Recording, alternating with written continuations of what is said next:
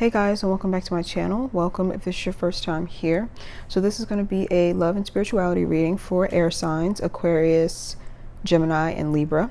And I'll also be doing an extended video as always, so I'll leave the link to that in the description box down below.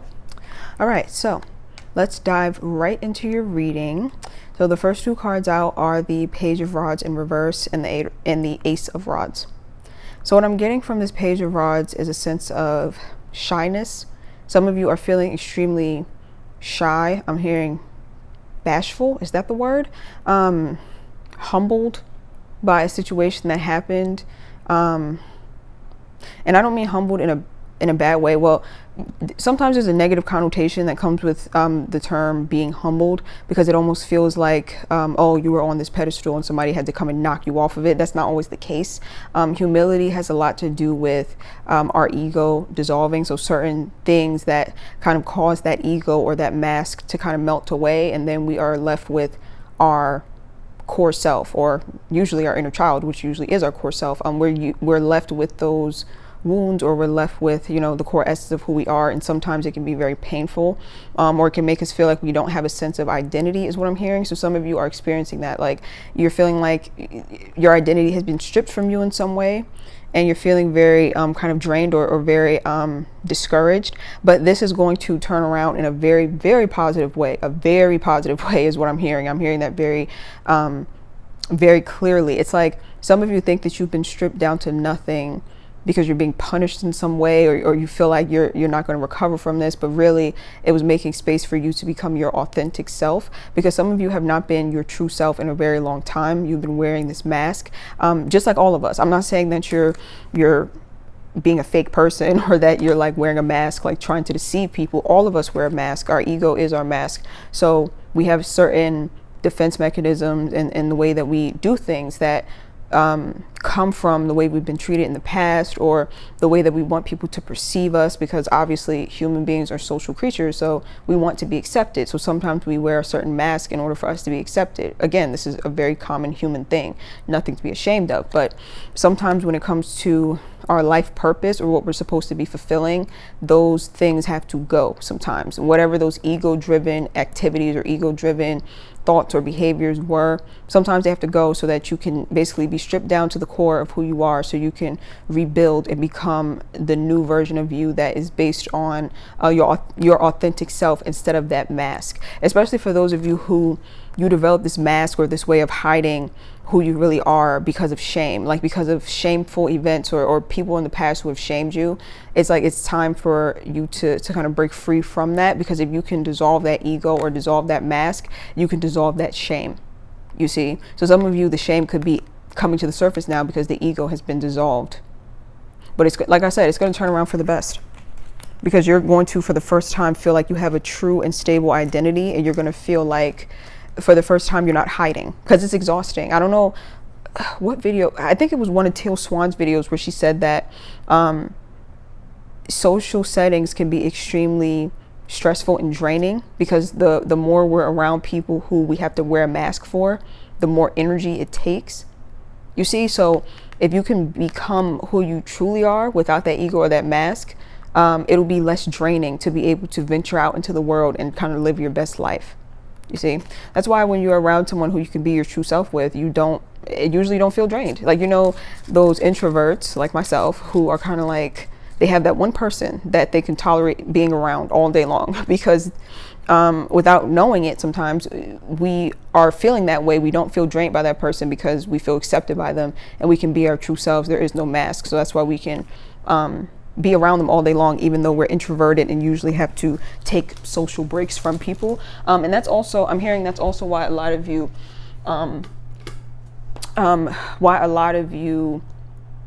have a hard time sometimes letting go of romantic partners, is what I'm hearing, because you feel like you can only be authentically yourself when you're with someone in an intimate way, like romantically. You may have a hard time letting that go, because what you're experiencing with them is being your authentic self, or somebody seeing who you really are, and that's what you crave.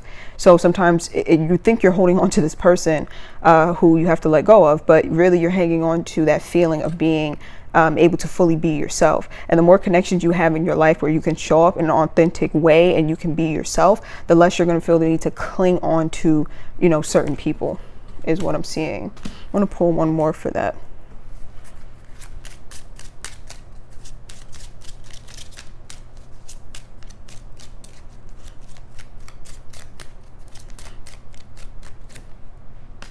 Poverty card in the reverse. Okay, so this oh wow. Okay, so for some of you, this ego death, or this this humble experience, or this humbling experience, has to do with somebody taking something from you, is what I'm seeing.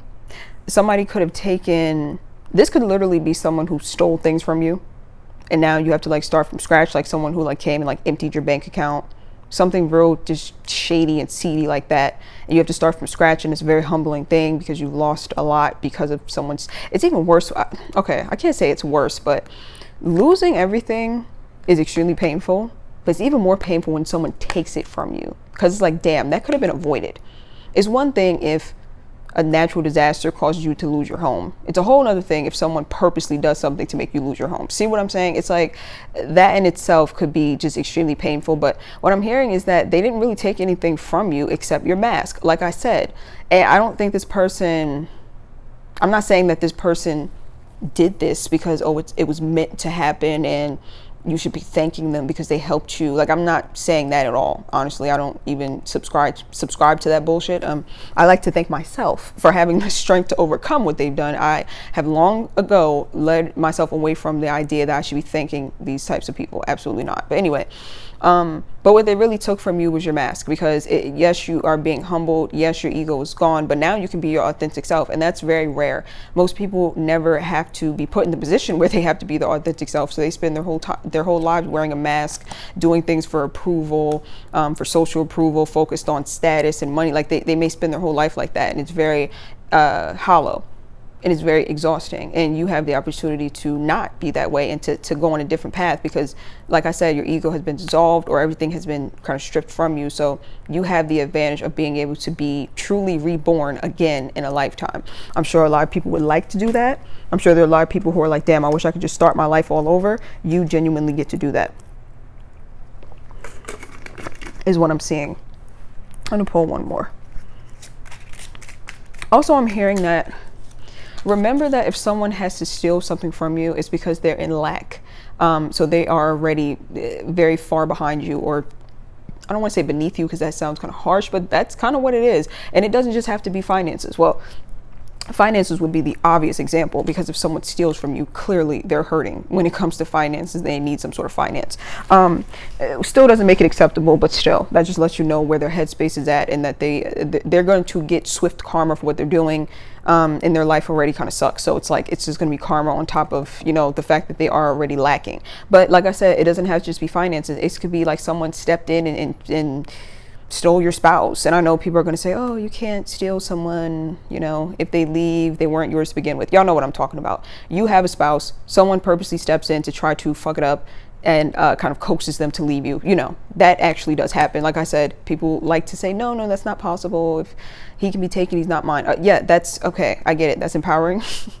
And that's a good way to think about it. But like I said, y'all know exactly what I'm talking about when people kind of step in and do this shady shit. It's just not right. You know, let a relationship dissolve on its own and then move in. Don't move in and try to take someone. Anyway, but like I was saying, even that in itself shows like a lack consciousness of someone having to try to come in and mess up what you have, when there's so many people in this world that are single and free. Why does this person have to come and try to take or try to interfere with what you have? Because there's some sort of lack consciousness on their end. They may feel like you have something that they don't.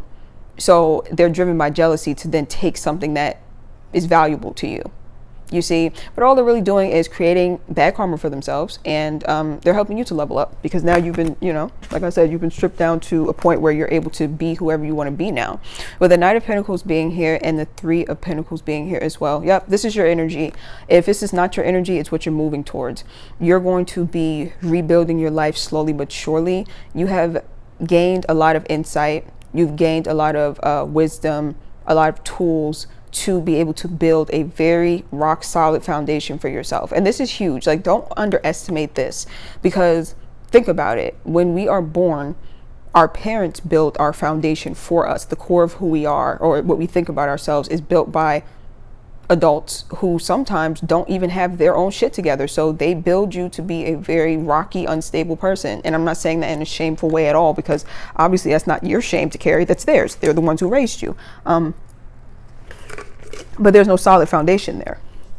And that's why a lot of us who have been raised in situations or households where we haven't been given that proper nurturing and love, at our core, we can be affected very, very easily. We can be shaken to our core by certain things because we don't have that strong inner foundation. So a breakup could be extremely more traumatic for people who don't have that core, that strengthened core of inner love, or of self-love that comes from being raised in a loving household. They don't have that strong foundation within them. So breakups can hit them more. Losing money could hit them and affect them more. It's like we just kind of suffer more because we don't have that strong self-love foundation. Dear Lord, I cannot speak today.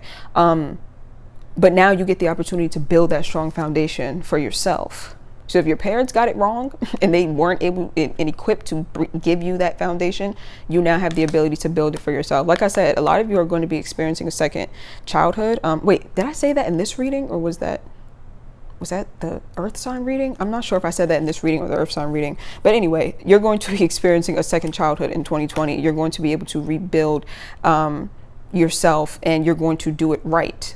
You know, you're going to do it in a way where you are going to be stable. You're going to be stable inward, not just outward stability, but it's going to be inside of you. So whenever you experience any hardships in the future, yes, it will affect you just like it will affect any other human being, but it won't rock you to your core, you know, like it used to in the past, because now you're going to have a very stable sense of self. A lot of you are going to be attracting people who have this energy as well, because your energy is just going to be matching up with theirs. So you're going to be attracting more stable people into your life. So that's exciting. I'm going to pull one more. It's about time, you know. I feel like a lot of us have been experiencing just inconsistent connections. I don't know about y'all, but I'm very tired of saying goodbye to people. I'm like, how many more people are going to walk in and then everything gets fucked up and then they have to leave? Like, at some point you get tired of it and you're like, hello, can we just get some people that are here to stay solid, consistent, you know? And a lot of you are going to be attracting those types of people, or that type of person. Let me pull one more.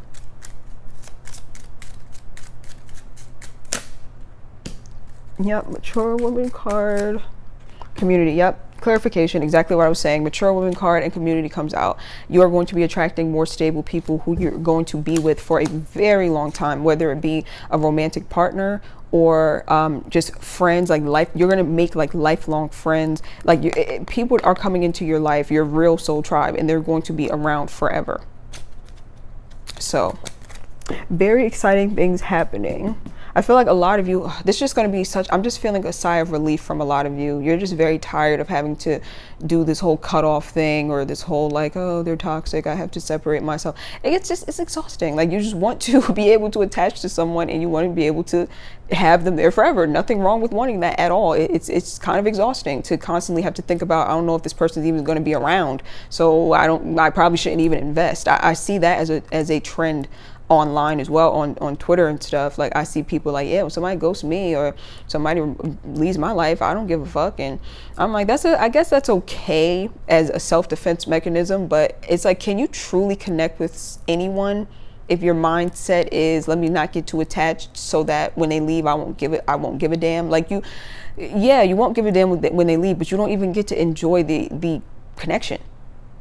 You see what I'm saying? So there's nothing wrong with wanting to be genuinely connected. It's just needing to find stable people, because you don't want to have to keep dealing with cutting people off or people leaving you, and that shit gets tired. So the last two cards, we have the Two of Rods in reverse and the Eight of Swords in the reverse. All right, so for a lot of you, if you've been in a headspace of just not being able to think clearly, like a mental prison, you're definitely going to be coming out of that. Hold on 1 second. You're definitely going to be coming out of that soon. Even if right now I'm hearing that if you don't see it, like you feel like you're still stuck, I feel like you're going to be coming out of it soon. But only a small group of you that applies to. For majority of you, you're out of this energy already. One second. For like I said, a majority of you, you're out of this energy already. You are already feeling like the fog is clearing up. You're starting to see things more clearly. If there were things in the past that you just didn't understand, like, oh, why did this have to happen to me? Slowly but surely, you're starting to see what the purpose of it all was and how you can use your past pain or like those past situations as a learning and growing tool, is what I'm seeing. But it's kind of confusing energy here because the Two of Rods is here in the reverse. And so it's like you're coming out of this mental prison. Oh, I got it. You're coming out of this mental prison, but because you've been in it for so long, that's your comfort zone. So by coming out of the mental prison, now you're out of your comfort zone, is what I'm seeing. Let me pull one more.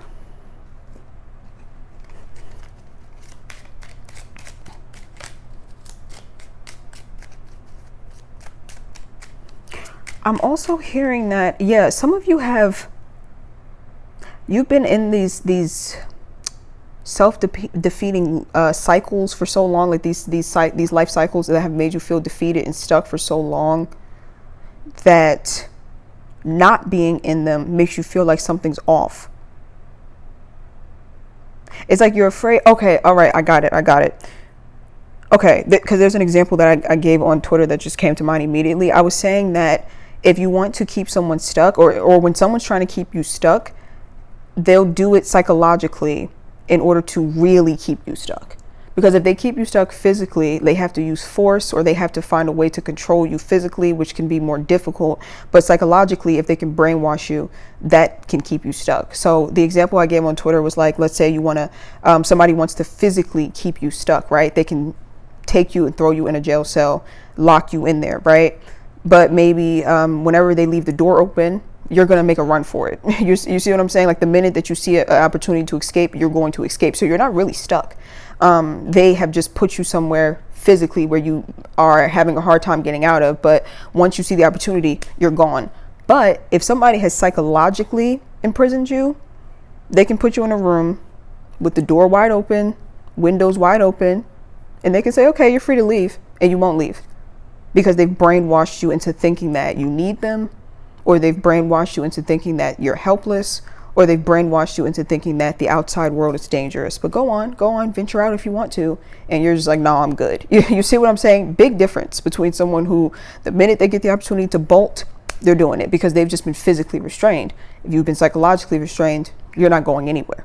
So some of you, the door's open, but you're not stepping out of it because of the fact that you have been convinced of something being dangerous outside of this imprisonment. So a good example would be like for those who were raised by narcissistic or abusive parents, they'll tend to do this thing called infantilization, where they will plant it in their child's mind that no one loves you like your parents love you. And it's not in a positive way. It's in a way that's meant to keep the child dependent on them well into adulthood so that they can keep controlling and abusing their child.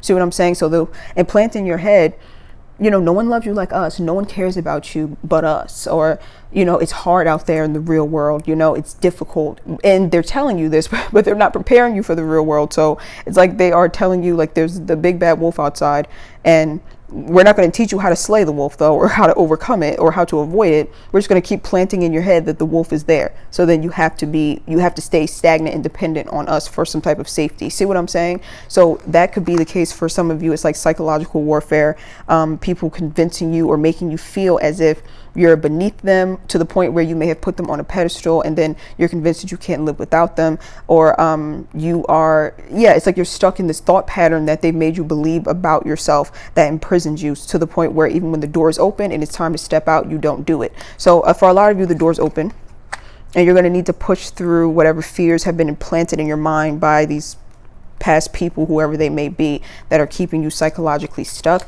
I really think this goes for people who are listening to this who have narcissistic parents. I really do, because it's very hard for children of narcissists to transition into becoming adults, because you've just been psychologically crippled pretty much. And so it can be very difficult to go out and venture out.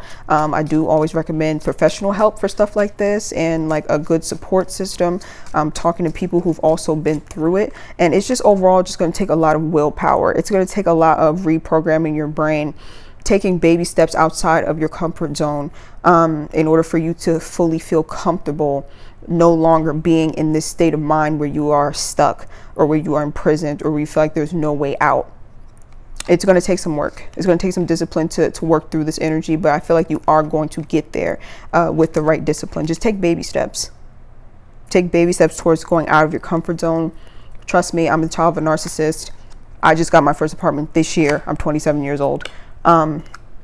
And nothing wrong with that. I'm not saying like, oh, I'm 27, I should have had a mansion by now, because I mean, that's a different video for people who feel like they're running out of time. That's a whole different video. But yeah, like I said, it took me very long to get an apartment on my own and to move on my own, because it was planted into my mind that I just couldn't make it on my own, or like I was incompetent, and it's like a dog world, cold world out there. You know, you're not going to make it. And it consumed me with a lot of fear, a lot of feelings of helplessness and powerlessness that caused me to cling on to my narcissistic family, even though they don't have my best interests at heart. So it took me to take baby steps to kind of build my way up to where I am right now, where I'm on my own. So by baby steps, I mean, I didn't just move into my own place. I had someone live with me so that we can split the bills. It kind of took the pressure off of me a little bit, and it took the fear of living alone off of me. Before I even moved away from my narcissistic family, I started slowly but surely learning how to do things on my own. Like, people always compliment me in my videos whenever I show myself. And I have, like, my hair is always different and stuff like that. I do my own hair. I didn't learn how to do that until I was like 23.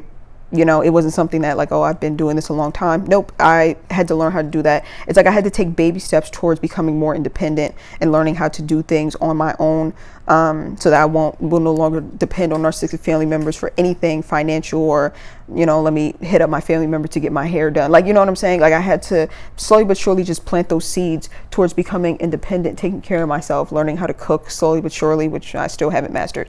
But yeah, just baby steps.